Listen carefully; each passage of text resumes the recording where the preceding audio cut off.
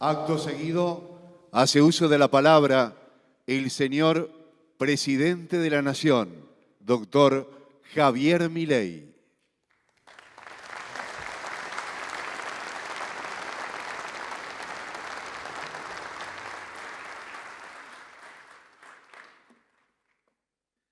Buenas tardes.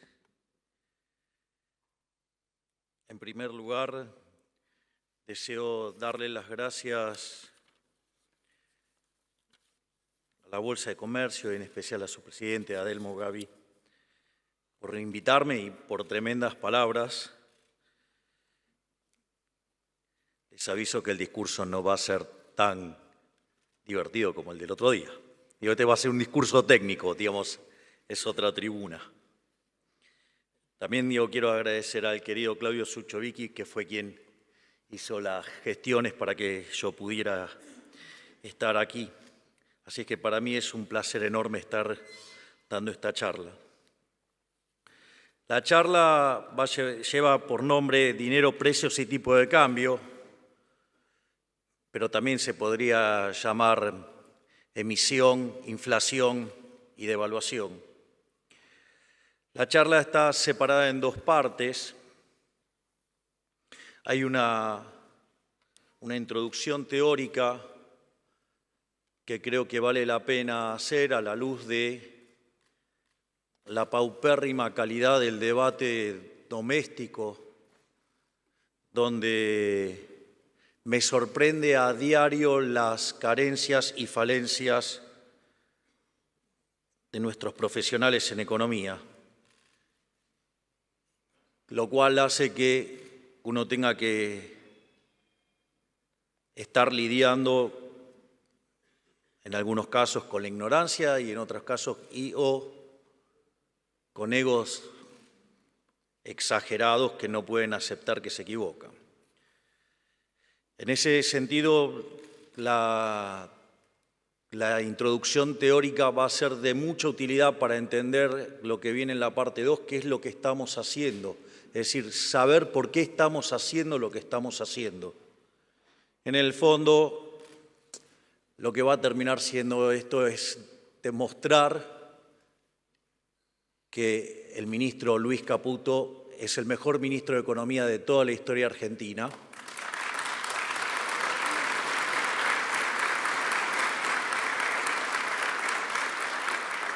Y que lo que está haciendo junto a Pablo Kirchner y con Santiago Bausili es una tarea enorme, monumental, y que solo la historia podrá dar cuenta del trabajo fabuloso que están haciendo, y que yo tengo el privilegio de ser el presidente que tiene este privilegio de tenerlos a ellos haciendo este trabajo. Por ende, hoy me vuelvo a poner el traje de economista también y voy a tratar de dar mi explicación de lo que está pasando y cómo vamos a terminar saliendo. Así es que no va a ser atractivo como el discurso de Tucumán. Lo primero que hay que comprender es la forma en la cual nosotros los economistas construimos la teoría económica, porque es con lo que después tenemos que, como caja de herramientas para aplicar y para tomar las decisiones que tomamos. Entonces, lo primero que hay que comprender cuál es la lógica, digamos, de lo que se llama equilibrio general. El equilibrio general es el mismo campo de aplicación que la macroeconomía, pero con microfundamentos. De hecho, hoy toda la macro moderna casi que se limpió totalmente de toda esa tierra, barro y pestes que implicó el keynesianismo. Pero bueno, eso pasa en otros lugares, acá no, entonces seguimos discutiendo, no sé, digamos, la cuadratura del círculo, el helado caliente, cosas que, digamos, bastante complicado. Cuando uno se plantea la cuestión del equilibrio general, básicamente uno se hace tres preguntas Es decir, si el equilibrio existe, si es único y si es estable. Eso, digamos, la construcción de ese equilibrio surge de las funciones de exceso de demanda y buscar si existe el vector de precios que deja todas las funciones de exceso de demanda en cero, es decir, que todos los mercados en equilibrio simultáneamente. Y eso se construye entonces a partir de las funciones de demanda de cada uno de los bienes de la economía, de cada uno de los factores de la economía por parte de los individuos y por parte de las firmas, que además las firmas son propiedades de los individuos. Y esas funciones de demanda y oferta tienen una característica, básicamente, que son homogéneas de grado cero. Es decir, que sean homogéneas de grado cero quiere decir que depende de los precios relativos. A su vez, digamos, si esto uno lo mira, estas funciones de exceso de demanda, que se componen de las funciones de demanda menos las funciones de oferta para cada uno de los mercados, son funciones que lo que describen es que cada un precio que uno le da le contesta una cantidad. Pero digo, eso no alcanza para, digamos, resolver el problema, porque digamos, yo puedo tirar un vector de precios y me va a devolver un vector de cantidades y puede ser que ese vector de cantidades no sea de equilibrio. Entonces, los economistas creamos una ficción que se llama el subastador balrasiano, que lo que dice es que cuando la demanda supera la oferta, los precios suben y en el caso opuesto los precios bajan. Es decir, que si ustedes se fijan, es una función que cuando ustedes le tiran un precio, digo, ahora les contesta una cantidad, o desde la cantidad le contesta un precio, para decirlo como corresponde. En ese sentido, en equilibrio general, también lo que construimos es una función compuesta entre estas funciones de exceso de demanda y la ley de Walras y el subastador balrasiano, y que si eso aplica en un conjunto que es convexo, cerrado y acotado y las funciones de exceso de demanda son continuas, entonces uno puede aplicar el teorema de punto fijo de Brouwer y entonces el equilibrio existe.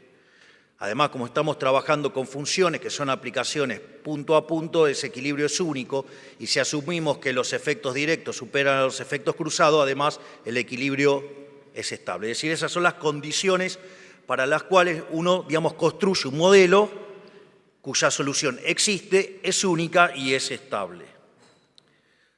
Ahora, entonces lo primero que tenemos que tener claro que es este marco con el que trabajamos y es el marco donde pensamos y cómo diseñamos la política económica. Quiero contarles que la gran mayoría de los economistas no saben estas cosas, porque implica conocimientos de topología que no tienen. Entonces, por eso terminamos discutiendo cosas que verdaderamente son un sinsentido porque hay déficit de formación graves. Ahora, el otro problema es, digo, que si yo tengo las características de este sistema, que es homogéneo de grado cero y que resuelve en precios relativos, quiere decir que ese sistema de ecuaciones no me contesta precios para todos los bienes. Me va a contestar precios para todos los bienes menos uno. De hecho, la ley de Walras dice, si n menos un mercado están en equilibrio, el restante también lo está, por lo tanto, es una ecuación redundante. Por lo tanto, no voy a poder resolver en n precios, sino voy a poder resolver en n menos 1 precios. Entonces, ahí es donde aparece la cuestión de lo que se denomina el numerario. Y el numerario es un bien que oficia como dinero y que básicamente es en el cual ustedes determinan el resto de los precios, de modo tal que el sistema le puedan encontrar una solución. Y en el fondo lo que está atrás de eso también son las características de lo que sería una economía de trueque. Ahora, el problema de la economía del trueque son dos, básicamente. Uno es lo que se llama el problema de la doble coincidencia. Es decir, yo, por ejemplo, le quiero vender algo a alguien, pero tengo que conseguir que justamente otra persona quiera comprar lo que yo tengo y él además tenga lo que yo necesito, lo cual en una sociedad grande es un problema bastante complejo. Y aun cuando la tecnología me pudiera resolver esa situación, también tengo otro problema, que es, la indivisibilidad, porque puede ser que yo sí quiera comprar pan, puede que el panadero quiera charlas de economía, pero el problema es que cuántos kilos de pan me va a dar. No necesito y no quiero tampoco tantos kilos de pan. Asumo que van a estar un poquito más caras mis conferencias, en especial después de que hayamos sacado adelante la Argentina. En ese sentido, aparte saben que estoy comprometido fuertemente con eso porque renuncié a mi jubilación de privilegio. Así que más vale que haga las cosas bien porque si no después me va a ir mal en el postpresidencia. Dicho esto, entonces los individuos no se pusieron a llorar, los individuos agarran y frente al problema, ¿qué hacen? Y tratan de encontrar una solución. Y esto es lo importante porque esto es lo que empieza a dar muestra de qué es el dinero. Y eso es lo que nos va a permitir entender la lógica de cómo terminar con la inflación, la lógica del programa que estamos haciendo, que es entender cuál es la naturaleza del dinero. En este sentido, el dinero viene a resolver estos dos problemas. En definitiva, el dinero no es ni más ni menos que un bien de intercambio indirecto. Es decir, yo no demando dinero para llevármelos al traje de madera. Yo demando dinero para comprar otros bienes, para facilitar los intercambios. Entonces, cuando el hombre encontró, esto de, ¿cómo podía hacer para arreglar este problema? Una de las cosas que descubrió que había algunos bienes que se intercambiaban mucho más que otros. Entonces lo que hacía era comprar esos bienes que se intercambiaban más, no porque quería ese bien precisamente, sino porque le servía de manera indirecta poder hacerse del resto de los bienes. Entonces así aparecieron las primeras formas de dinero. Entonces, por ejemplo, cuando el hombre era nómade, el primer tipo de dinero que usó, ¿cuál fue? El ganado. Básicamente, ¿por qué? Porque viajaba con el ganado. Y como el ganado era algo que todos querían, entonces le servía para intercambiar, ya sea si quería propiamente ganado o si quería otros bienes, y podía utilizar el ganado como bien de intercambio indirecto. Si ustedes se fijan, eso ya representa una forma de dinero, que es un dinero mercancía. Naturalmente, después el hombre evolucionó, se convirtió en sedentario. Entonces, por ejemplo, algo que consumía mucho era pan. Entonces, naturalmente, la moneda se transformó ¿en cuál? En el trigo.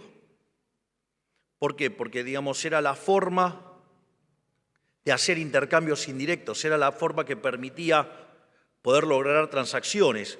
O así también fue con la sal, con el lino, con el tabaco.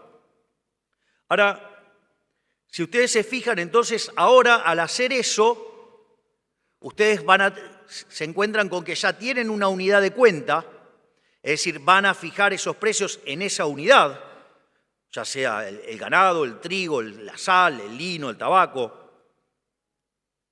Es un medio de pago generalizado, porque dadas las costumbres del lugar, lo pueden utilizar, o sea, está generalizado y aceptado, pero tiene un problema, que es que no opera como reserva de valor. Cualquiera de los bienes que acabamos de señalar tiene como característica que se deprecia en el tiempo. O dicho de otra manera, tienen una tasa de interés negativa. Por ejemplo, un bien con tasa de interés negativa es el helado. Ustedes se compran el helado, si no se lo comen, se le derrite. Bueno, estos bienes, con el paso del tiempo se degradaban. A partir de eso es que entonces aparecen las monedas metálicas, donde el oro se usaba para las transacciones grandes, La plata se utilizaba para las transacciones más chicas y el bronce aparece porque había Estado que quería gastar más dinero del que tenían. Ahora, ¿cuál es el problema con este tipo de monedas? Aparece un problema que es el problema de la portabilidad. Por eso a mí siempre, cuando hablo de estos temas, me gusta mucho hablar de la serie El Zorro. Digamos que con todos los años que la llevan pasándola, imagino que el 90% de los que estamos acá ha visto El Zorro. El Zorro verdaderamente es un héroe, es un verdadero héroe. El Zorro es anarcocapitalista. Digo, es un anarquista de mercado y obviamente, es demonizado. Y seguramente que si estuvieran los medios de comunicación ensobrados por el capitán Monasterio, sería un terrible delincuente. Pero el Zorro era fabuloso. ¿Por qué, digamos, es fabuloso lo del Zorro? Porque en el Zorro no hay dinero papel. Entonces, cuando venía alguien del puerto y venía a comercializar, evidentemente no solo traía mercancía, sino que también ¿qué traía? Oro. Era como que llevaba una etiqueta en la cabeza que decía, tengo oro. Entonces, ¿qué pasa? Eran como penal sin arquero. Digo, ¿por qué? Porque, digamos, para los delincuentes eso era fácil, sabían que ahí había oro. Entonces, es interesante porque el Zorro que hacía combatía a esos delincuentes. ¿Y por qué también es interesante que combatía a esos delincuentes? Porque si los delincuentes hubieran sido exitosos, el comercio de la ciudad hubiera caído. Y si hubiera caído el comercio, la calidad de vida se hubiera empeorado fenomenalmente. Con lo cual el Zorro defendía no solo la propiedad privada, sino que además defendía el bienestar de los que vivían en la ciudad porque básicamente los cuidaba. Es más, no solo eso, sino que además se peleaba con el capitán Monasterios y los demás, con lo cual, que además, ¿qué hacían? Le cobraban impuestos. ¿Sí? Un héroe total. Es decir, personaje fabuloso. Ahora, para evitar este problema, digo que este no es un problema nuevo y que pasaba antes de que se creara el dinero papel, entonces dijeron, bueno, vamos a arreglar esto. ¿Y qué hicieron? Había instituciones donde ustedes depositaban el oro o la plata y a cambio le daban un papel. Y entonces ustedes intercambiaban esos papeles y, digamos, y así hacían transacciones. Hasta ahí la historia es bastante linda hasta que hubo algún par de revueltas que algunos emitieron más papelitos que lo que le correspondía. En un proceso de mercado los hubieran linchado y se acababa el problema.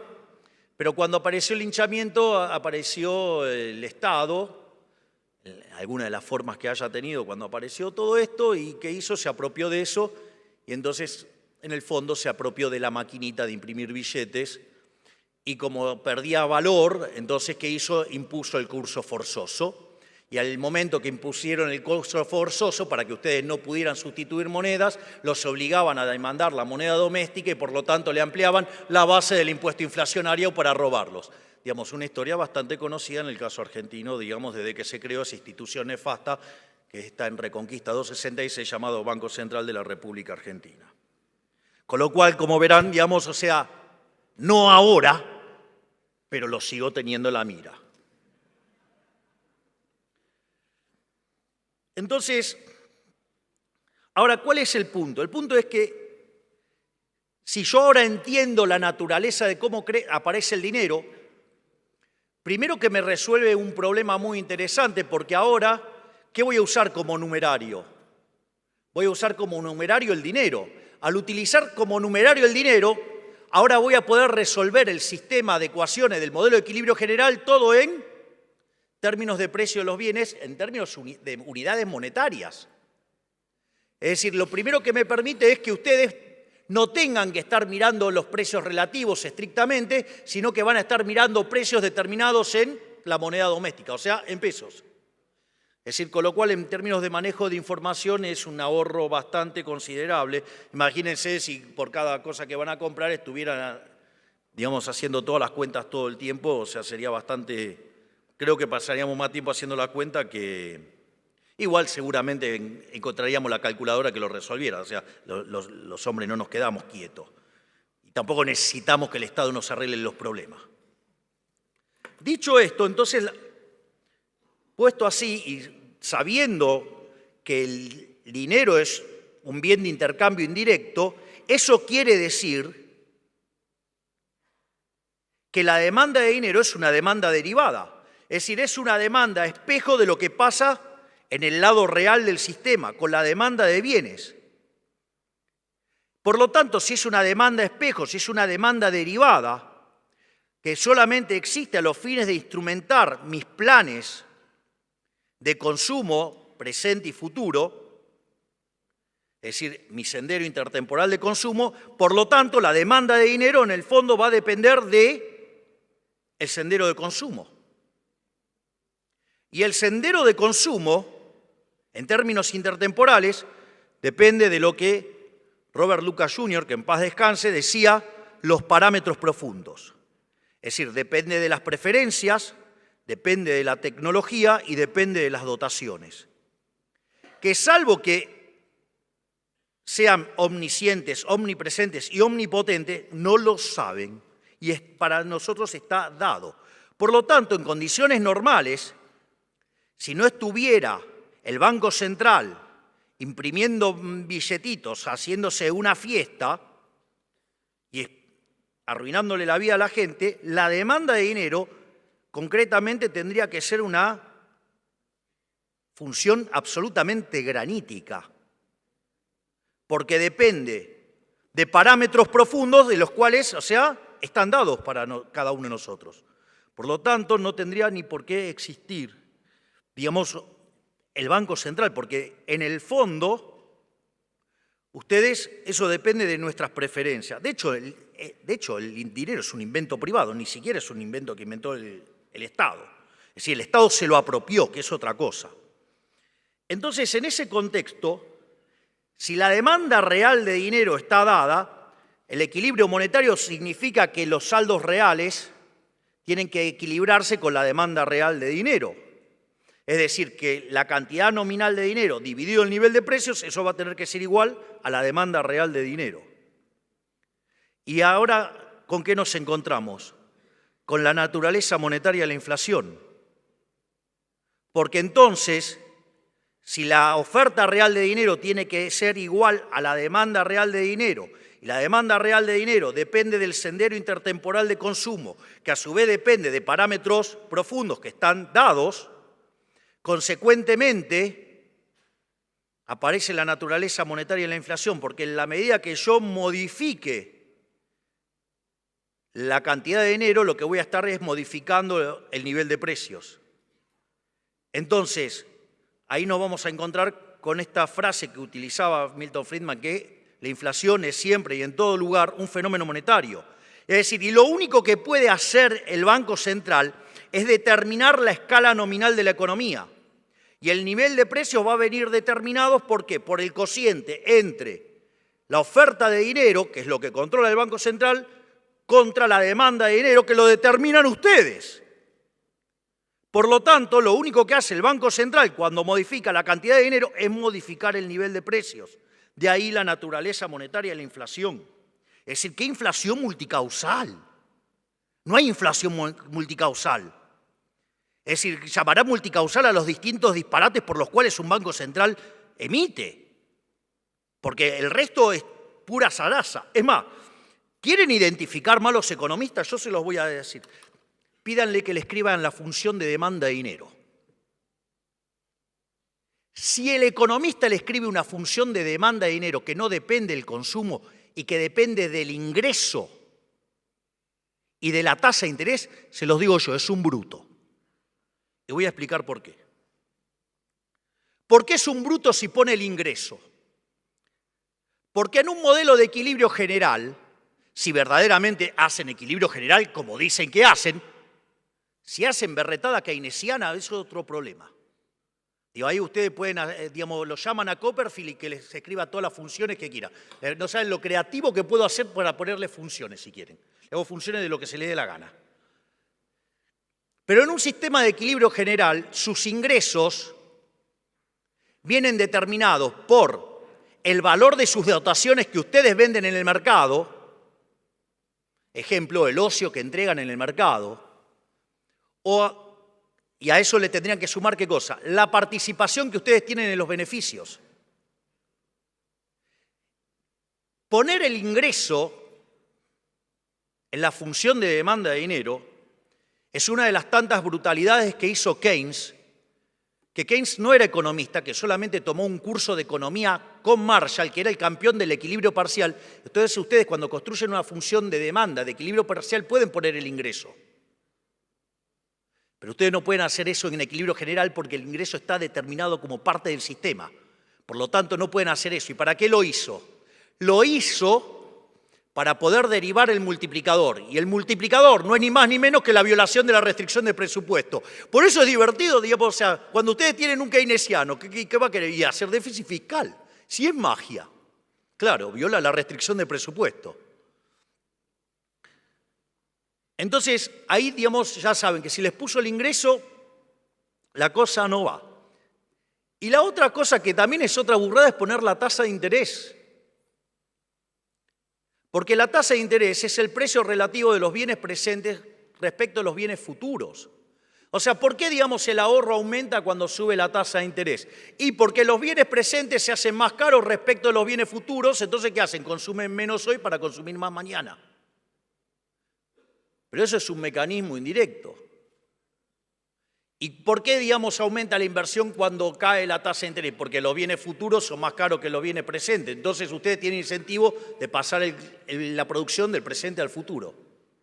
Y ahí determinan entre ahorro e inversión, digamos, la tasa de interés vixeliana, la tasa de interés natural.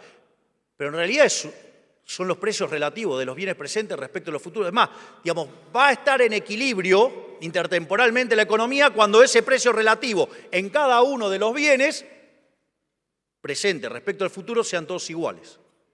Y ahí ustedes van a conseguir el equilibrio. Si no, van a poder hacer arbitrajes, tantos presentes como intertemporales. Por lo tanto, digamos, o sea, cuando vean, digamos, economistas poniendo esas funciones, o sea, pregúntele si verdaderamente están haciendo equilibrio general, porque si le dice que sí, están mintiendo. O sea, y eso, digamos, está mal en muchos libros de texto también. Entonces, cuando ustedes toman las funciones de equilibrio general, solamente dependen de los precios. ¿Por qué? Porque contempla los precios presentes y los precios futuros. Dicho esto, digo, no estoy aspirando a ser Roberto Carlos entre mis pares, pero bueno, tengo más de 15 millones de argentinos que me acompañaron. Dicho esto,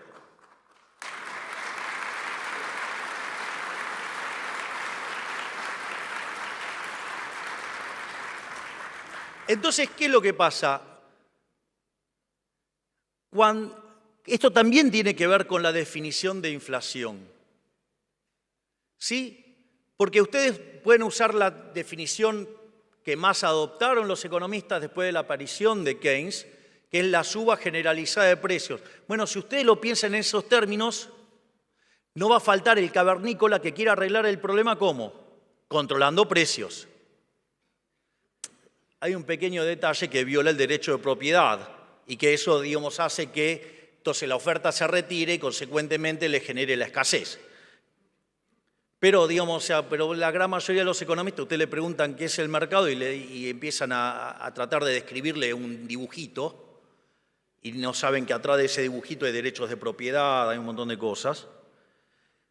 Pero al margen de eso, entonces cuando ustedes generan un exceso de oferta, ya sea o porque sube la oferta o porque cae la demanda o pasan las dos cosas a la vez, lo que va a ocurrir es que el poder adquisitivo del dinero cae. Es decir, que todos los precios expresados en unidades monetarias suben.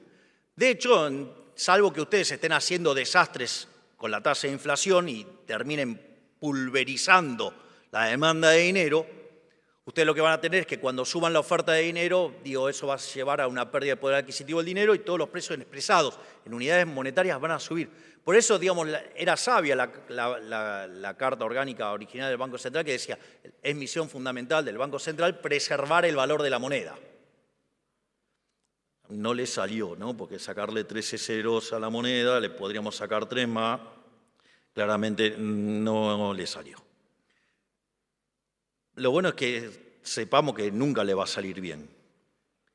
Pero más allá de eso, ahí también aparece otra chantada de los economistas que se llama el pass-through, el paso de la devaluación a precio. Es una tontería del tamaño de una casa. ¿Por qué es una tontería? Porque si la inflación, es siempre y en todo lugar un fenómeno monetario generado por un exceso de oferta de dinero que lleva a una pérdida de poder adquisitivo del dinero, todos los precios expresados en unidades monetarias suben. O sea, el tipo de cambio es un precio más, es el precio de una moneda extranjera, no sé, el dólar, el precio del dólar. Entonces sube porque en realidad no es que sube el dólar, está perdiendo poder adquisitivo el peso. Y no es que hay, pass-through, en realidad, si en lugar de estudiar, solo post-Keynes, estudiaran un poco antes, van a descubrir que hay algo que se llama efecto Hume-Cantillon, que tiene que ver con la forma en la cual se van moviendo los precios. Entonces, si yo genero el exceso de oferta de dinero, va a perder poder adquisitivo el dinero. Ahora, ¿qué pasa? Como el dólar es un activo financiero, sube primero. Después de que sube el dólar, entonces van a subir los transables, después de los transables van a subir los mayoristas, después de los mayoristas los minoristas, y último en la cola, ¿quiénes vienen? Los asalariados. Por eso, cuando usted genera un proceso de devaluación, como eso va a llevar que en dinámica los salarios queden en la cola, la caída en el salario real va a derivar en que le aumente la cantidad de pobres e indigentes. ¿Qué pass-through? Se llama efecto Hume-Cantillon. Pero de vuelta. Como no tienen modelos de equilibrio de verdad, inventan estos atajos metodológicos que son falsos y que son nada más que un abuso de la matemática. Entonces, ahora ya empezamos a acercarnos más a lo que, ya llegamos a lo que es la teoría monetaria de la inflación.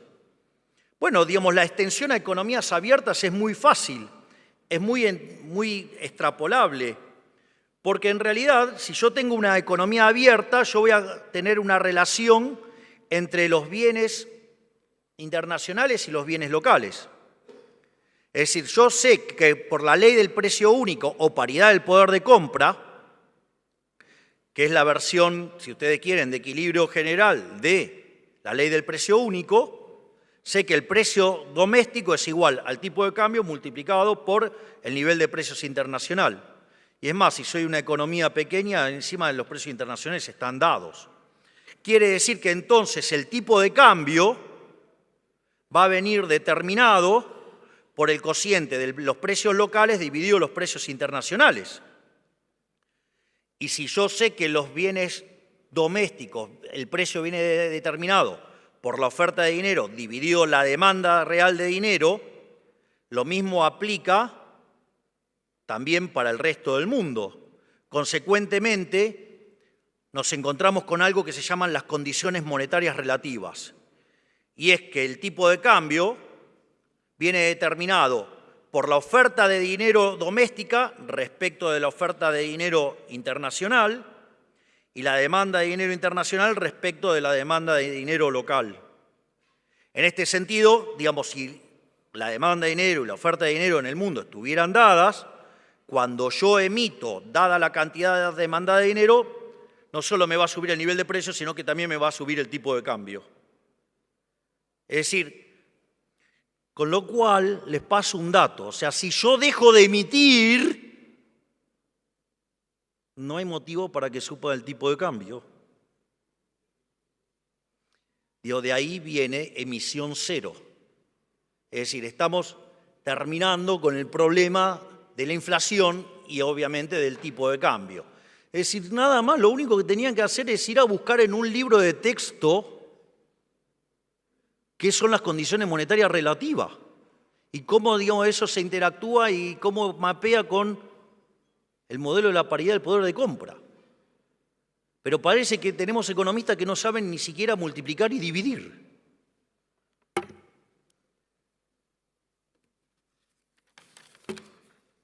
Entonces, ahora, ¿qué nos encontramos? Nos encontramos con la política monetaria. Entonces, ustedes pueden seguir distintos modelos o distintas formas de política monetaria. Pueden utilizar una política monetaria exógena, donde controlan la cantidad de dinero. Entonces, cuando ustedes determinan la cantidad de dinero, ¿qué van a estar determinando? Van a estar determinando la tasa de inflación. Van a determinar en rigor el nivel de precios y, por ende, la tasa a la cual varía la cantidad de dinero va a determinar la tasa de inflación. Ahora, ustedes podrían utilizar otros mecanismos. O sea, por ejemplo, se podría utilizar el tipo de cambio. Es decir, ahora, cuando ustedes fijan el tipo de cambio, la cantidad de dinero queda determinada de manera endógena. Fíjense que en la expresión que señalé antes, ¿sí?, el tipo de cambio surgía del cociente de los precios locales en términos de los precios internacionales. Ahora, si yo fijé el tipo de cambio y los precios internacionales están dados, entonces lo que se me tiene que acomodar, ¿qué es? El nivel de precios. Y el nivel de precios viene determinado por el cociente entre la oferta de dinero y la demanda de dinero. Y dijimos que la demanda de dinero estaba dada, porque de hecho ustedes demandan dinero en función de su patrón de consumo, que depende de los parámetros profundos de la economía. Por lo tanto, la oferta de dinero, ¿qué va a pasar? ¿Se va a ajustar a qué? Se va a ajustar a la demanda de dinero tal que se genere ese nivel de precios que es consistente con la PPP. Y así es como funciona, por eso el dinero es endógeno. Ustedes lo que van a tener es que, según cómo se vaya moviendo la demanda de dinero, digamos, el Banco Central, por ejemplo, en la convertibilidad, cuando aumentaba la demanda de dinero, lo que hacía era, digamos, ¿qué hacían? Agarraban los dólares y se los vendían al Banco Central. Y ahí emitía el Banco Central. Entonces se expandía la cantidad de dinero. Y cuando ustedes no querían dinero, digamos, iban y le vendían los pesos al Banco Central, se llevaban los dólares y caía la cantidad de dinero. ¿Es la única forma de hacer la política monetaria endógena? No. Podrían agarrar y pensar en términos de controles de precios y fijar los precios. Ahora, si ustedes van a fijar los precios y el precio internacional está dado, el tipo de cambio ya les quedó determinado. No se empeñen en querer fijar el tipo de cambio y fijar los precios porque, salvo que, de vuelta, sean tan fatalmente arrogantes que creen que pueden determinar todos los precios de la economía, para lo cual habría que ser omniscientes, omnipresentes y omnipotentes, o sea, deberían ser el creador. Hay algunos economistas que tienen un ego que creen que pueden, pero les diría que no pueden. Digamos, Hayek les demostraría claramente que eso no se puede hacer. Ahora, la otra es fijar la política monetaria mirando los salarios. Y si ustedes miran los salarios, ustedes podrían ahí construir un bicho monstruoso donde los precios son un markup sobre los costos, siendo el costo el salario, y ahí hasta más pueden derivar el modelo de puja distributiva. Ahora, lo otro que hay que decir es que el modelo de puja distributiva es, digamos, si todo lo que dije antes los economistas es de brutos, bueno, esto es muchísimo más bruto. Es decir, hablar de la puja distributiva es casi como la exaltación suprema de ser un bruto. Porque decir que el precio es un markup sobre los costos implica que no se enteraron que apareció un hombre en 1871 llamado Menger y creó la teoría subjetiva del valor. Es decir, ustedes estarían ahí determinando los precios por los costos. Es decir, al menos Guillermo Moreno cuando lo dice, por lo menos lo dice en la cara. No tiene pretensión de mostrarse como un iluminado.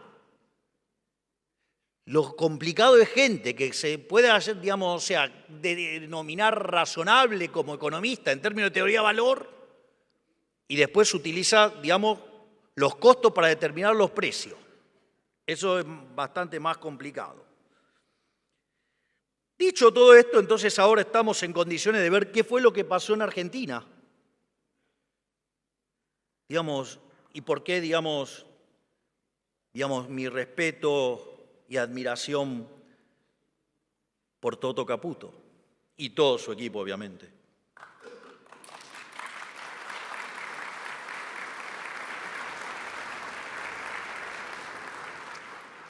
Como bien decía Adelmo, nosotros cuando ganamos con 2 mandatos muy claros. El tercero apareció luego. Pero el primer mandato era terminar con la inflación. Es decir, terminar con la inflación. El otro mandato era terminar con la inseguridad. Y vaya que la ministra, la doctora Patricia Bullrich, está haciendo un trabajo enorme, monumental, sublime, porque está poniendo a los delincuentes en la cárcel.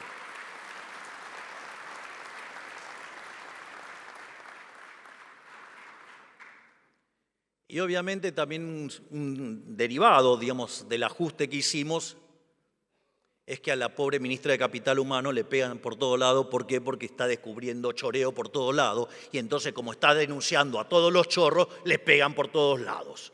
Pero, también estamos yendo por la corrupción.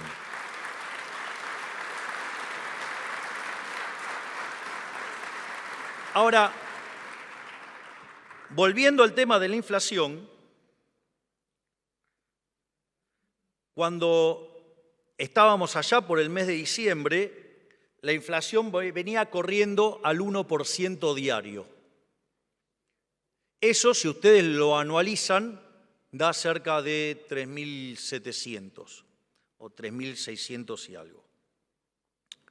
Ahora, cuando ustedes tomaban las 2 primeras semanas de diciembre, ya venía más rápido y si lo anualizaban les daba el 7.500 diario, anual. Entonces ustedes pueden decir, no, bueno, pero esto es una exageración. De hecho, yo recuerdo que cuando llegamos al poder, una de las cosas que hice en el discurso fue decirle la verdad a la gente. Bueno, de hecho es la primera vez en la historia, no solo que gana un liberal libertario, que obviamente, ¿qué pretendían? ¿Que un liberal libertario gane en condiciones normales de presión y temperatura? Era obvio que tenía que ser un caos, porque si no hubieran seguido ganando los populistas. Eso, eso hay que internalizarlo. Lo segundo es que nosotros mostrábamos que esa tasa de inflación, si había convalidación monetaria, podía llegar a niveles del 15.000%, que tenía que ver con los desequilibrios monetarios más las necesidades de emisión y el descalabro que había dentro del Banco Central. En ese sentido, fue muy interesante porque, y esto, por eso, ahí muestra la deshonestidad intelectual de los economistas, porque como le pifiaron recurrentemente, entonces tratan de mostrar la historia que menos les duele en términos de pifiada, porque cuando ustedes toman la inflación mayorista del mes de diciembre fue 54%. Si eso nosotros hubiéramos convalidado monetariamente, es decir, no hubiéramos hecho el ajuste fiscal, y ahora voy a explicar cada una de las cosas que hicimos, ¿qué es lo que hubiera ocurrido? Hubiera habido convalidación monetaria y la inflación efectivamente hubiera sido del 17.000%. Y con el último dato de inflación mayorista, que estuvo en 3,5, eso es una inflación del 50%. Es decir, el gigante que está aquí delante llevó la tasa de inflación del 17.000 al 50%. Miren si no es un gigante.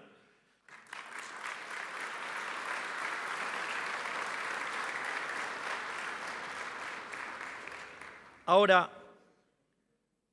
pero entonces, ¿y cómo funcionaba esto? Bueno, si nosotros decimos que la inflación es siempre y en todo lugar un fenómeno monetario generado por un exceso de oferta de dinero, que hace que el poder adquisitivo del dinero caiga y los precios expresados en unidades monetarias suban, lo que había que cortar era la emisión monetaria. Y ahí nos encontrábamos que teníamos un déficit consolidado de 15 puntos del PBI. donde 5 puntos estaban en el Tesoro y 10 puntos estaban en el Banco Central. Entonces, lo primero que hicimos fue ir a déficit cero. Esto es muy interesante porque nuestra hipótesis era lograrlo a lo largo del año 2024. Y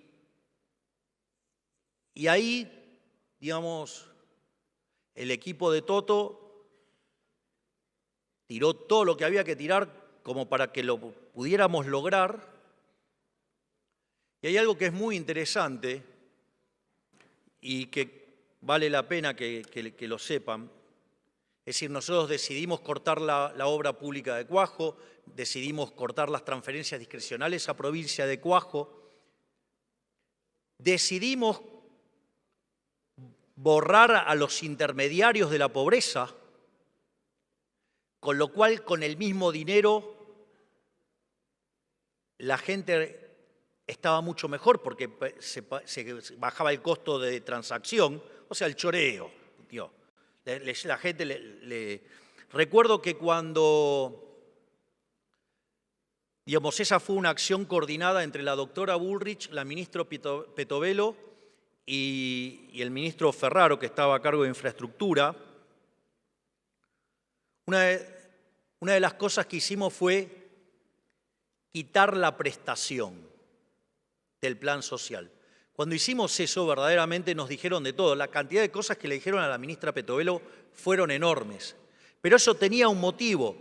¿Por qué? Porque los beneficiarios de los planes sociales cobran en una tarjeta.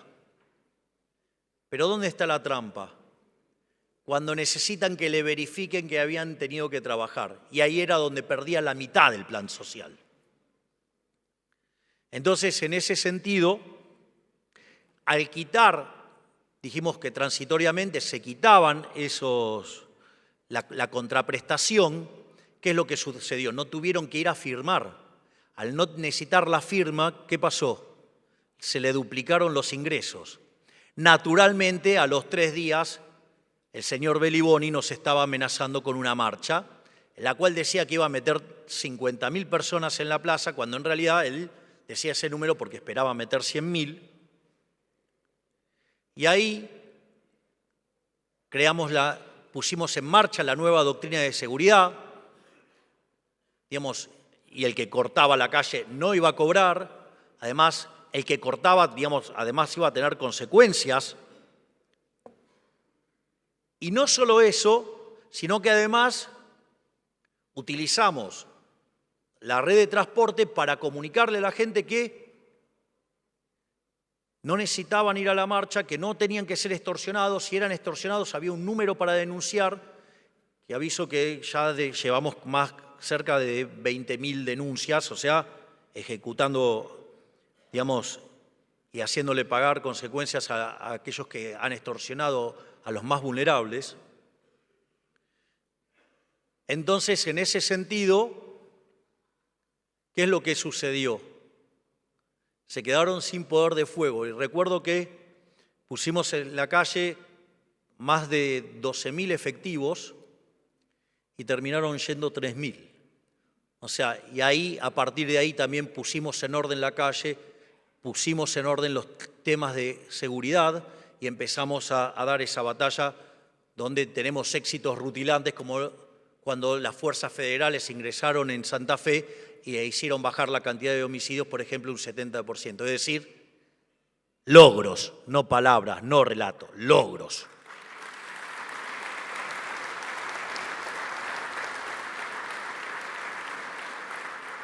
Y ni que hablar todos estos estafadores que están ahora paseando por la justicia y que van a pagar las consecuencias de haberle robado el pan a los más vulnerables. Volviendo al tema del ajuste fiscal, también, digamos, empezamos a eliminar los subsidios económicos y es muy gracioso porque cuando nosotros habíamos hecho campaña con una motosierra. También echamos un montón de empleados públicos y también, digamos, no les seguimos paso a paso la inflación a los salarios públicos. Y en ese contexto sí que hubo motosierra, pero aparecieron los catadores de ajustes. Es decir, unos chantas que decían que, por ejemplo, que no se podía ajustar más que 1% del PBI en un año, y que era un gran logro eso. Claro, frente al fracaso de que nosotros alcanzamos el déficit cero en el primer mes de gestión, empezaron con que no era sostenible. Tuvimos superávit también en febrero, en marzo, en abril, en mayo, junio y en junio también, a pesar de la estacionalidad del pago del aguinaldo. Entonces empezaron los catadores de ajuste, o sea, los que no se podía hacer ajuste, ahora empezaron con la calidad del ajuste. Entonces era mucha licuadora y tijerita. Cuando ustedes repasan lo que estamos ajustando, más del 90% es motosierra. Pero bueno, digamos, necesitan lavar sus culpas. Los pifiadores seriales necesitan lavar sus culpas. Si no, vayan, agarren los reportes que hacían en diciembre. Miren cómo le pifiaron todos. Ni les digo cuando decían que teníamos que poner el tipo de cambio en 600. Y si nos salía bien, el sendero de inflación que estimaban era más alto que el que tuvimos. Y después nos vienen a correr con el tipo de cambio real. Tienen un problema con el modelo. O sea, tienen un problema del modelo. Tienen mucha zaraza y poca matemática, por decirlo de alguna manera. Dicho esto, ahora, ¿alcanzaba con eso? No, no alcanzaba con eso. Había que ir, porque eso solamente nos arreglaba 1/3 del problema. Los 2/3 restantes estaban en el balance del Banco Central. Y era fundamental terminar con el déficit cuasi fiscal. No solo porque eran 10 puntos del PBI, sino que teníamos un problema que era la emisión endógena. Y ahí también aparecieron otros problemas. Porque claro, muchos están acostumbrados a mirar cómo se hace la política económica afuera y de repente, no, y eso también, digamos, podríamos ir y levantar todos los informes de todos los que decían que había que poner la tasa de interés real en un terreno positivo. Ahora, si ustedes ponían la tasa de interés real en un terreno positivo, hoy estaríamos hablando que tenemos 10 veces los pasivos monetarios respecto de la base y estaríamos hablando del carry trade y de cuándo está ya la hiper. Es decir, con las visiones de esos genios. En lugar de hacer eso, pensamos más en términos de mercado y no en términos siomes de qué es la tasa de interés como problema monetario. Miren, digamos, la tasa de interés no es una cuestión monetaria. La tasa de interés existe porque existe el tiempo, tiene que ver con la sustitución intertemporal. Entonces lo que había que hacer era arbitrar contra la moneda que el argentino, digamos, sale del peso, que era en dólares. Cuando ustedes hacen ese arbitraje, sí, claro, en términos reales la tasa daba negativa y al ser negativa nos permitió ir bajando ¿qué? Nos permitió ir bajando el peso de los pasivos remunerados, nos permitió ir bajando el déficit cuasi fiscal. Y al mismo tiempo, digo, porque sigue habiendo chantas que dicen, no, Argentina es insolvente. Miren, ustedes para determinar si un país es solvente o no, tienen que mirar si la relación deuda-producto es no creciente. Eso, digamos, se resuelve matemáticamente con una fórmula que se llama progresión geométrica convergente. Ahora, si ustedes tienen déficit cero, la deuda no crece, por ende, ustedes están en un sendero no creciente. Consecuentemente, el déficit cero es la manera más brutal de todas de asegurar la condición de solvencia intertemporal. Por eso es que el riesgo país pasó de 2.900 y llegó a tocar en algún momento 1.100 y algo, hasta que el Congreso empezó a hacer de las suyas con los degenerados fiscales, queriendo gastar como locos, y bueno, el mercado nos pasó la factura. Y como, digamos, todavía tenemos control de capitales, si ustedes compran dólares de manera indirecta, no de manera directa, al pegarle por la vía de la solvencia al precio de los bonos, está subiendo el dólar. Y sí, claro, mientras que los degenerados fiscales quieran hacer de las de ellos, y sí, lo van a ver en el precio de los bonos y obviamente lo van a ver en el dólar. Ahora, yo les voy a decir algo. Si los degenerados fiscales quieren pasar leyes que vayan contra el equilibrio presupuestario, ¿saben qué? Las voy a vetar todas. No voy a entregar el resultado fiscal.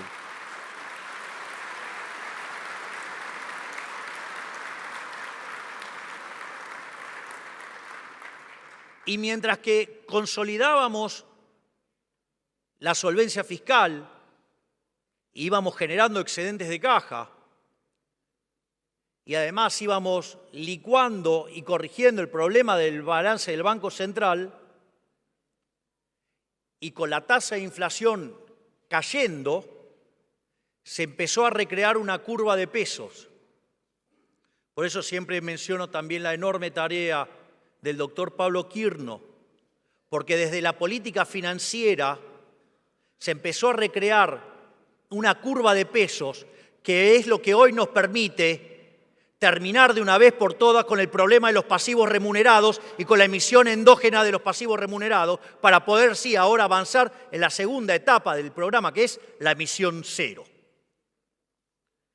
Por eso, terminado el déficit fiscal, terminado el problema de la generación endógena de dinero, nos resta resolver dos cuestiones. Una es el tema de los puts. Este tema, que parecía una abstracción, hace unos días ustedes vieron lo que podía causar. Pero dada la fuerte posición que nosotros tenemos en las cuentas del Banco Central y nuestra posición de caja en el Banco Nación, pudimos derrotar a ese banco con intenciones golpistas. Dicho esto, estamos avanzando en un acuerdo para terminar con el problema de los puts. Entonces la pregunta es, ¿cuándo salimos del cepo? Nosotros vamos a salir del cepo, digamos, y siempre lo dijimos, no es que no lo dijimos. Dijimos que había que alcanzar el equilibrio fiscal, chequeado, adentro. Dijimos que hay que terminar con los remunerados, adentro. Hay que terminar con los puts, los tenemos jaque mate. Y lo otro que necesitamos es la convergencia de la tasa de inflación. El primer escalón al que le tenemos que apuntar es justamente a que mapee la tasa de inflación con la tasa de devaluación. Una vez que alcancemos una inflación en torno al 2% mensual, vamos a ir por una tasa de inflación del 1% mensual. Y cuando la inflación haya desaparecido, cuando esté en niveles cercanos a cero, ahí vamos a tener que elegir si vamos a un esquema de devaluación cero, o sea, que sería tipo de cambio fijo, o dejamos flotar. Y también dijimos cuáles eran las condiciones. Porque ¿qué es lo que pasa? Las cuentas del sector externo en Argentina tienen estacionalidad. Digo, ¿qué pasaría si con todo el frío que estuvo haciendo estos últimos días nosotros no comprábamos gas? Hubiéramos defendido los dólares, pero ¿qué hubiera pasado? Digo, la hubieran pasado bastante mal en términos de frío. Si no, se los puedo explicar yo lo que fue para mí el otro día en Tucumán, que para poder usar la banda presidencial estaba de trajecito y sin ropa térmica. Tenía los dedos duros. Pero al margen de eso, las cuentas del sector externo, como uno tiene un sistema de crawling peg, digamos, en el fondo es como fijo de asaltos, implica que toda la variación viene por el lado de las cantidades y como en invierno tenemos que importar energía, entonces tenemos margen para perder más de 3.000 millones de dólares para que diga, bueno, vamos a ver qué pasa. O sea, con lo cual, digo, si se empiezan a alterar porque perdemos dólares, es normal. Y le voy a decir algo, si hace más frío se pierden más dólares y si hace menos frío se pierden menos. Porque tiene que ver con eso. Ahora, ¿qué es lo que pasa? En esa dinámica nosotros vamos a estar contrayendo la cantidad de dinero. Y el riesgo que tenemos es que la cantidad de dinero, por ejemplo, la base monetaria, sea muy baja. Y no sea cosa que por apretar tanto la cantidad de dinero terminemos ahogando la economía por acelerar la tasa de desinflación. Porque dicho sea de paso, además la economía empieza a mostrar signos de recuperación. Y además, ¿cómo va a venir la recuperación? Bueno, mire, primero ustedes lo están viendo, digamos, en los salarios reales del sector privado, claramente hace más de 2 meses que los salarios reales vienen subiendo y tampoco perdieron tanto como dicen. No solo eso, con el esquema de ajuste de las jubilaciones, en la medida que baja la tasa de inflación, las jubilaciones también le ganan. Por lo tanto, de corto plazo vamos a tener una recuperación de la demanda y vamos a empezar a salir. Además, ya habremos limpiado el problema de los stocks, porque cuando todos se venían a ver el desastre, ¿qué es lo que pasa? Se sobreestoquearon. Y entonces la consecuencia, ¿cuál es? Y que por un tiempo, digamos, la producción también cayó hasta que limpiaron los stocks. Ahora hay que recomponerlos, con lo cual ahí va a ir a empujar para adelante. Otra cosa que también va a empujar para adelante es el hecho de que Argentina es una economía que ha destruido su capital. Consecuentemente, el valor del producto marginal del capital es alto, es decir, los retornos reales de los proyectos son altos, por lo tanto, hay incentivos a invertir, aún con la vieja estructura jurídica. Como si fuera poco todo esto, el haber ahorrado 15 puntos del PBI, ese dinero ahora vuelve al sector privado. Mientras que en diciembre del año pasado nosotros discutíamos si íbamos o no a una hiperinflación, hoy discutimos sobre créditos hipotecarios a 30 años.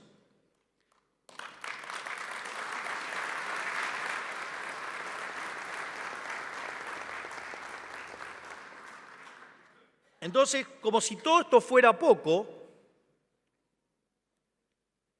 también acá, digamos, hay también mucha deshonestidad. Logramos pasar la ley Bases con solamente el 15% de los diputados, con el 10% de los senadores, pasamos la reforma estructural más grande de la historia argentina, porque es 5 veces más grande que la reforma que hizo Menem. Y lo hicimos con la menor cantidad de legisladores en la historia. Gracias, Guillermo Francos.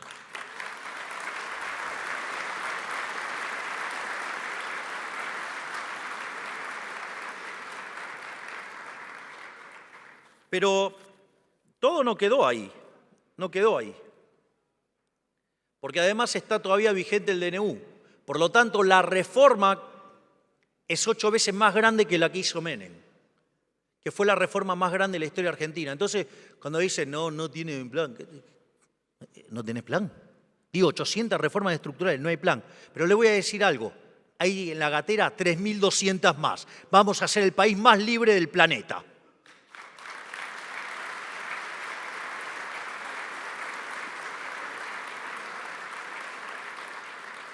De hecho, con la reforma que hemos enviado, vamos a saltar 90 puestos en términos de libertad económica. Por lo tanto, digamos, vamos a empezar a parecernos a países como Alemania, unos vecinos que ahora están invadidos por la izquierda, de los alemanes, así que no tanto por ahí. Y en ese sentido, eso nos pone en un sendero de muchísimo crecimiento económico, pero de vuelta, nuestro objetivo es ser el país más libre del planeta Tierra. Y conforme, además, cuando terminemos el proceso de estabilización y abramos el cepo, eso además también va a repotenciar aún más el crecimiento económico porque va a permitir que venga inversión directa extranjera. Y toda esa situación en la cual se va a generar crecimiento económico ahí hay que tomar decisiones. ¿Por qué? Porque cuando la economía empieza a crecer en serio, ya sea porque tiene bajo el stock de capital per cápita, ya sea porque tiene bajo los salarios, porque, digamos, lo que ustedes quieran, porque además estamos aportando 15 puntos de ahorro adicionales para fogonear el crecimiento, pero además tenemos las reformas estructurales y todo esto va a empezar a generar un crecimiento económico de largo plazo más grande. Es decir, vamos a entrar en un sendero de crecimiento más alto. ¿Y cuál es el punto central? Eso también va a generar que recursos fiscales. Yo me comprometo acá ante ustedes que esos recursos no van a ser para aumentar el gasto público. Esos recursos adicionales que genere el crecimiento se van a utilizar para bajar impuestos, para devolverle la libertad a los argentinos y para volver a crecer en serio.